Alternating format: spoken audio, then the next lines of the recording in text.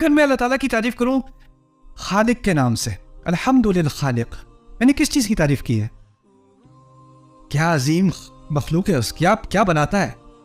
اگر میں کہوں الحمدللہ ہادی، کیا زبردست ہدایت دیتا ہے۔ الحمدللہ حکیم، اس کی حکمت کی تعریف کر رہا ہوں۔ الحمدللہ علیم، اس کے علم کی تعریف کر رہا ہوں۔ الحمدللہ وہاب، اس کے تحفے دینے کی تعریف کر رہا ہوں۔ الحمدللہ رازق، اس کے رزق کی تعریف کر رہا ہوں، رزق دینے کی تعریف کر رہا ہوں۔ کوئی ایسا لفظ ہونا چاہیے جس میں ان تمام باتوں کی تعریف ہو جائے جو میرے ذہن میں ہیں، اور وہ تمام باتیں جو میرے ذہن میں نہیں بھی ہیں ان سب کو ملا کے ایک لفظ میں وہ ساری تعریفیں جمع ہو جائیں۔ ایک ہی آپشن رہ جاتی ہے آپ کے پاس، وہ کیا ہے؟ الحمدللہ، الحمدللہ۔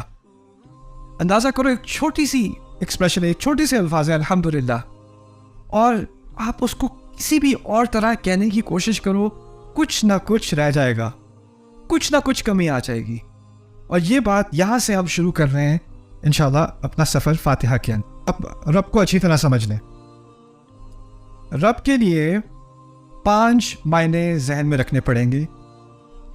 رب کا پہلا معنی ہے مالک، مالک۔ دوسرا معنی ہے، عربی میں بتا رہا ہوں، اردو میں ترجمہ بعد میں کریں گے، عربی لفظ سیکھ لیں تھوڑے سے۔ پہلا لفظ کیا ہے؟ مالک۔ دوسرا لفظ ہے سید، سید۔ یہ اردو والا سید نہیں ہے، سید صاحب۔ سید عربی میں کہتے ہیں سردار کو، سردار کو، جس کی اتھارٹی ہوتی ہے نا۔ پولیس والا جب آپ کو روکتا ہے نا تو اس وقت وہ سید ہوتا ہے۔ جب کورٹ میں آپ ہوتے ہیں اور جج بیٹھا ہوتا ہے نا تو اس وقت جج کیا ہوتا ہے؟ سید ہوتا ہے۔ حکمران بھی ایک طرح کا سید ہوتا ہے، قبیلے کا جو بڑا ہوتا ہے وہ بھی سید ہوتا ہے، گھر کا بڑا بھی سید ہوتا ہے۔ تو سید اس کو کہتے ہیں جس کی کوئی نہ کوئی سربراہی ہو، اس کی اتھارٹی ہو، ٹھیک ہے نا۔ پہلا معنی کیا تھا؟ مالک۔ دوسرا کیا تھا؟ سید۔ اور سید کے معنی سربراہ، سربراہ یا سرکار، اوکے۔ تیسرا لفظ، تیسرا معنی ہے منعم، منعم، منعم، انعام دینے والا، تحفے دینے والا، اس طرح سمجھ لیں، تحفے دینے والا۔ یہ بہت اہم لفظ ہے کیونکہ اس سے بات واضح ہوتی ہے کہ رب آپ کو وہ نہیں دیتا جس کے آپ مستحق ہوتے ہو۔ مستحق ہوگے تو اجرت دے گا۔ اجرت دی جاتی ہے ملازم کو، کیونکہ ملازم اپنے آجر کو، اپنے امپلائر کو ٹائم دیتا ہے، محنت دیتا ہے، اور اس کے جواب میں، اس کے عوض میں اس کو اجرت دی جاتی ہے۔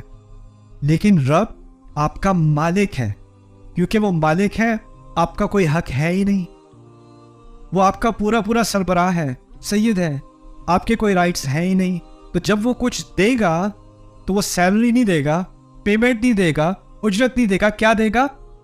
انعام دے گا۔ سو وہ منعم بن گیا، تحفے دینے والا۔ جو کچھ دے گا وہ تحفہ ہوگا، نہیں دے گا تو میں کمپلین نہیں کر سکتا۔ دیکھیں، آپ کا امپلائر آپ کو نہیں دے گا نا آپ کا پے چیک، تو آپ کمپلین کر سکتے ہو کیونکہ آپ کی ایک ارینجمنٹ ہے۔ لیکن رب جب دے گا تو شکر، نہیں دے گا تو میں پوچھنے والا کون ہوں؟ میرا تو ہے ہی نہیں وہ۔ منعم۔ کتنے ہو گئے؟ 3 ہو گئے۔ اچھا، چوتھا المربی، المربی عربی کا لفظ دوبارہ، مالک، سید، منعم، اور پھر مربی۔ مربی کہتے ہیں عربی میں جو پودے کو اگاتا ہے نا، اسے مربی کہا جاتا ہے، اوکے۔ جو باغبان ہوتا ہے نا اسے بھی مربی کہتے ہیں، کسان کو بھی مربی کہتے ہیں۔ کیوں؟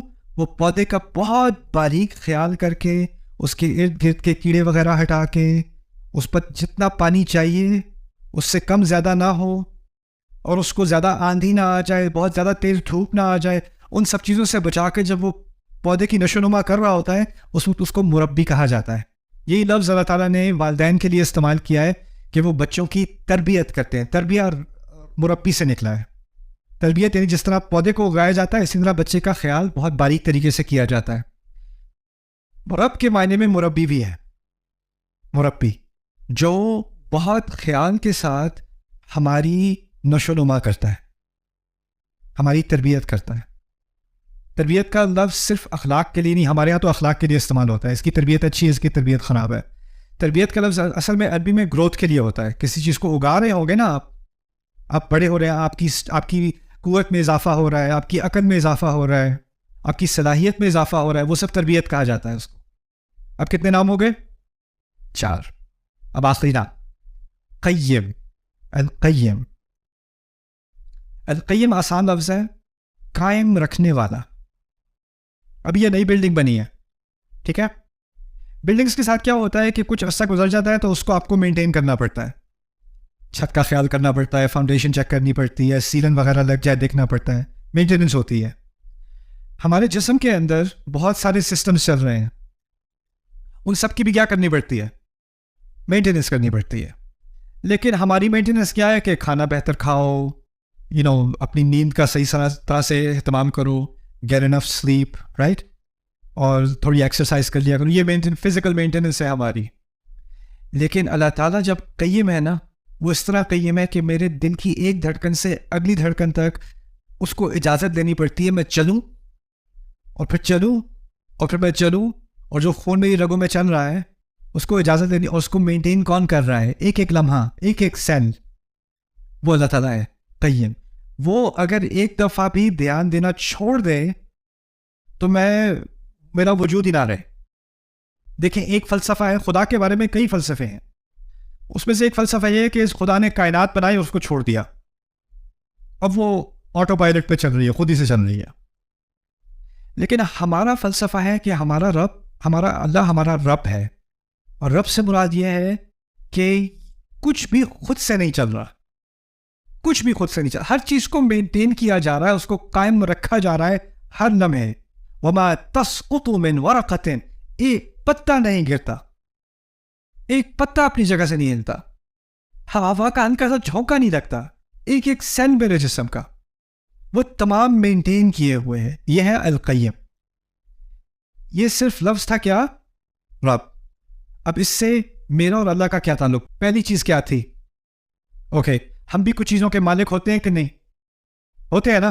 اچھا، اگر آپ کسی چیز کے مالک ہو تو کیا یہ لازمی ہے کہ آپ کی پوری اتھارٹی ہے اس کے اوپر، آپ اس کے سردار بھی ہو؟ جیسے فرض کریں آپ گاڑی کے مالک ہیں، کیا یہ ممکن ہے کہ آپ جیسے چاہیں گاڑی چلائیں؟ ایسا تو نہیں ہے. کیا یہ ممکن ہے کہ آپ گاڑی کے ساتھ جو چاہیں کریں، کوئی بھی آپس میں کوئی آگے سے انٹروین نہیں کرے گا؟ نہ. آپ میں سے کچھ ہوم اونر ہیں، آپ نے گھر لیا ہوا ہے، کیا یہ ممکن ہے کہ آپ گھر میں جو تبدیلی لانا چاہیں لائیں؟ یا حکومت پیچھے سے آ جاتی ہے، یا سوسائٹی آ جاتی ہے، کہتے ہیں یہ نہیں آپ کر سکتے، یہ کلر آپ نہیں یوز کر سکتے، یا آپ باہر ایسے نہیں کر سکتے؟ کچھ ریسٹرکشن ہوتی ہے کہ نہیں؟ آپ اون کرتے بھی ہو لیکن پھر بھی آپ کے کوئی ریسٹرکشن ہوتی ہے، نہیں؟ تو آپ مالک تو ہو، سید نہیں ہو. ہوتا ہے کہ نہیں؟ اور کبھی کوئی سید ہوتا ہے لیکن مالک نہیں ہوتا، وہ تو واضح ہے. تیسرا نام کیا تھا مالک اور سید کے علاوہ؟ اچھا، کیا یہ ممکن ہے کہ آپ کسی چیز کو اون کرتے ہو، آپ کی پراپرٹی ہے، لیکن آپ اس کا خیال نہیں کرتے؟ کبھی ہوتا ہے؟ کسی کا باغ ہے، اس نے چھوڑا ہوا ہے، کسی گاڑی ہے، اس کا خیال نہیں کر رہا، کسی کی سائیکل ہے، باہر بارش میں زنگ لگ رہا ہے اسے. ہوتا ہے کہ نہیں؟ یعنی آپ اون تو کرتے ہو لیکن آپ اس کو قائم نہیں رکھ رہے، یا آپ اون تو کرتے ہو لیکن آپ نے اس کی تربیت کا کوئی اہتمام نہیں کیا، اس کو مینٹین نہیں کیا، اس کو ڈیولپ نہیں کیا. ہوتا ہے کہ نہیں؟ اللہ تعالیٰ صرف ایسا رب نہیں ہے جو اون کرتا ہے، یعنی اس کی ملکیت تو ہے لیکن پھر اس نے چھوڑ دیا. مالک ہونے کے بعد مربی، سید، منعم، قیم، اور یہ ساری چیزیں ملا کر کیا لفظ بنا؟ رب. بھاری لفظ ہے، بھاری لفظ ہے. لیکن اس کی بنیاد اس طرح سمجھ لیں کہ ایک عربی میں جب کسی لفظ کے کئی معنی ہوتے ہیں نا، تو ایک ہوتا ہے بنیادی معنی اور پھر باقی اس کے دوسرے درجے میں معنی ہوتے ہیں. تو بنیادی معنی پھر بھی مالک کا ہے، اور اس کے ساتھ یہ جو باقی چار ہیں نا، اس کے ساتھ لگے ہوئے ہیں، لیکن اس سے بنیادی معنی میں فرق نہیں آتا. بنیادی معنی پھر بھی کیا ہے؟ مالک کا. بات یہ ہے کہ یہاں کہا جا رہا ہے کہ ایک تو ہے، جب آپ جہانوں کے بارے میں سوچتے ہو تو آپ سوچتے ہو کہ کتنے ستارے ہیں، کتنی گیلیکسیز ہیں، کائنات کتنی بڑی ہے، اس کے بارے میں بات نہیں ہو رہی. جب اس کے بارے میں بات ہوتی ہے قرآن میں تو کہا جاتا ہے السماوات والارض. یہ نہیں کہا جا رہا یہاں پہ. عالمین کا لفظ استعمال ہوتا ہے دنیا، لوگوں کے جہانوں کی بات ہو رہی ہے، لوگوں کی دنیا ہے. جیسے پاکستان آیا ہوں، اپنے پیرنٹس کو کال کی پہلی دفعہ جب میں آیا تھا کچھ مہینے پہلے 29 سال بعد، تو میں نے اپنے پیرنٹس کو کال کر کے کہا یہ تو اور ہی دنیا ہے، یہ کوئی اور ہی عالم ہے. تم میں سے کوئی آسٹریلیا جائے، کوئی اور ہی کیا ہے عالم ہے. میں نیو یارک میں کالج گیا تھا، پہلی دفعہ کیلیفورنیا گیا، وہ کوئی اور ہی عالم تھا نیو یارک سے ہٹ کے. ہر سوسائٹی ایک الگ قسم کا کیا ہوتا ہے، عالم ہوتا ہے. آپ کے دادا کی جنریشن، آپ کے پردادا کی جنریشن، آپ ان سے پوچھیں اس وقت کیسا تھا، پاکستان اس وقت کیسا تھا، لوگ اس وقت کیسے تھے، وہ کہیں گے وہ کوئی اور ہی عالم تھا. یہ دنیا بدل گئی ہے. تو عالمین میں کیا کیا چیزیں شامل ہو گئیں؟ مختلف سوسائٹیز، مختلف کلچرز، مختلف جنریشنز، مختلف پشتیں. 1000 سال پہلے دنیا کوئی اور چیز تھی، 3000 سال پہلے کوئی اور عالم تھا، 20,000 سال پہلے کوئی اور عالم تھا، آج سے 100 سال بعد کوئی اور عالم ہوگا. اور ان تمام عالموں کا رب کون ہے؟ اللہ. بڑی پیاری بات ہے یہ. وہ کیوں؟ کیونکہ وہ صرف مسلمانوں کا رب نہیں ہے، عربوں کا رب نہیں ہے، پاکستانیوں کا رب نہیں ہے.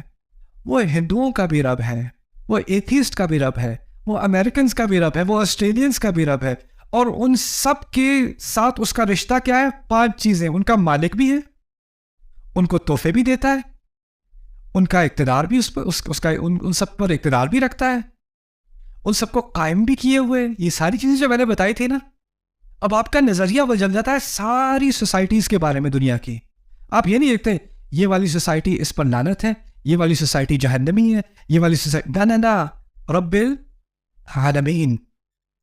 اور اگر مجھے اپنے رب کی نشانیاں دیکھنی ہے، اپنے رب کی عظمت دیکھنی ہے، تو اللہ تعالیٰ جس طرح کہتے ہیں نا، پہاڑ کو دیکھو، دریا کو دیکھو، اونٹ کو دیکھو. اب رب العالمین کہا تو کس چیز کو دیکھو؟ مختلف سوسائٹیز کو دیکھو، تاریخ کو دیکھو، دنیا کیسی تھی، کیسی کیسی سوسائٹیز اللہ نے بنائی، کیسے کیسے علوم میں، کیسے فنون میں انہوں نے مہارت حاصل کی، کس قوم کو کس چیز میں مہارت دی، کیا کیا کارنامے انہوں نے کیے. ان تمام کا ذمہ کس نے لیے ہوئے تھا؟ اللہ تعالیٰ نے، رب العالمین. اور اس ایک تعبیر کے اندر اللہ نے پوری دنیا کھول دی میرے سامنے، پوری دنیا. اور اس کی رحمت کا دائرہ اتنا بڑا ہو گیا کہ وہ تو تمام کا خیال رکھے ہوئے ہیں، تمام کو دیکھے ہوئے اپنے سامنے.